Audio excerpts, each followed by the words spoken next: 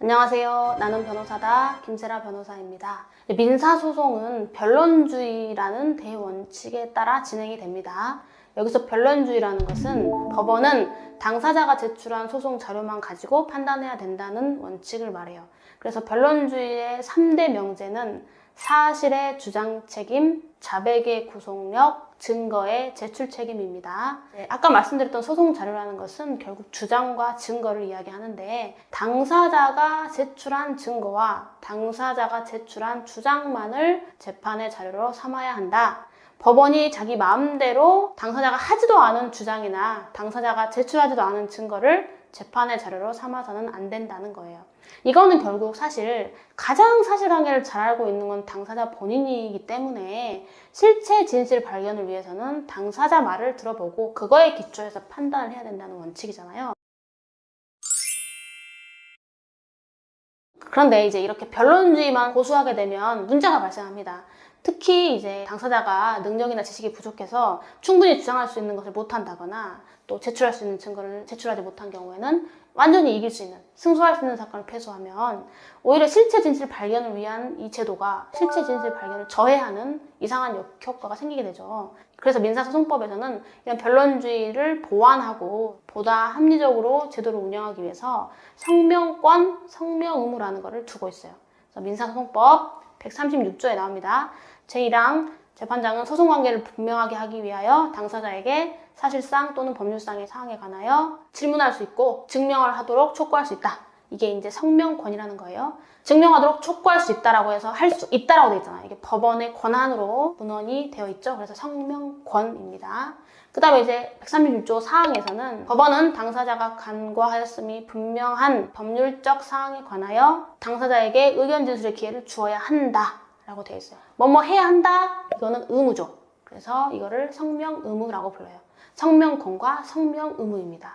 특히 이제 대법원에서 파기환송되는 사례 중에는 이 성명의무를 제대로 행사하지 않아서 당사자에게 예기치 못한 판결을 선고했다. 전혀 법원에서 재판에 쟁점이 되지도 않았고 당사자가 주장도 하지도 않고 한 번도 그거에 대해서 얘기를 전혀 한 적이 없는데 갑자기 전혀 얘기하지 않은 관점으로 판결을 했다. 이런 경우 이제 성명의무 위반으로 대법원에서 파기환송되는 사례들이 있어요. 예를 들면 피고적격이라든가 사행이치소송의 제척기간이라든가 부재소 합의의 효력 문제라든가, 사실 이런 것들은 소각하라는 판결을 내리는 사유들이거든요.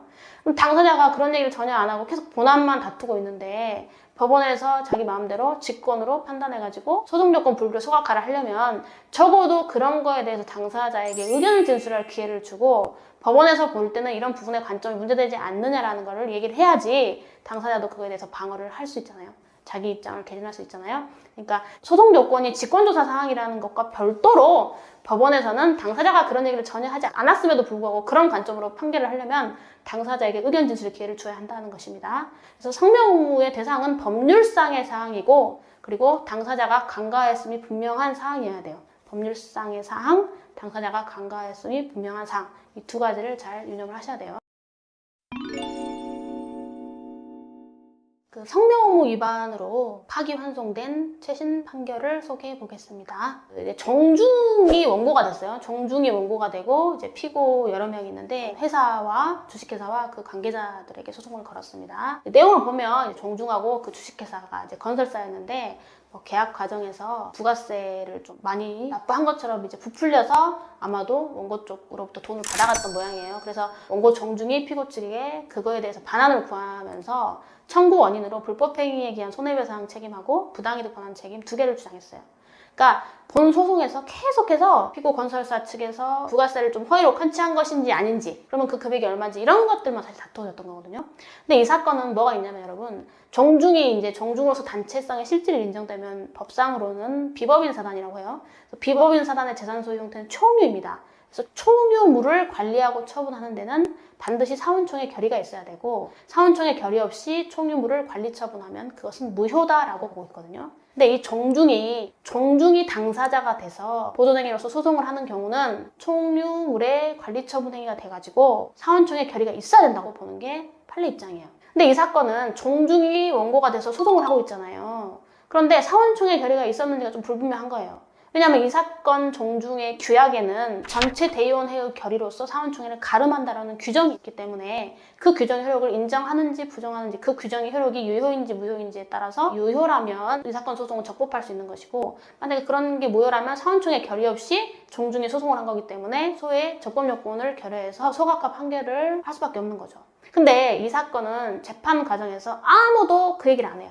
안 하고 계속 본안, 불법행위 책임, 손해배상 책임, 부당이득 반환 책임 이런 게 되느냐, 그러면 얼마를 반환해줘야 되냐 이것만 다툰 거예요. 근데 재판부에서는 아무 얘기 없이 그런 규약 무효다. 어떻게 대의원의 결의로 전체 사원총회 결의를 가름할 수가 있느냐. 그거 안 된다. 무효다. 그래서 이 사건 소송은 소의 적법 요건을 결여해서 소각하 판결을 해야 된다.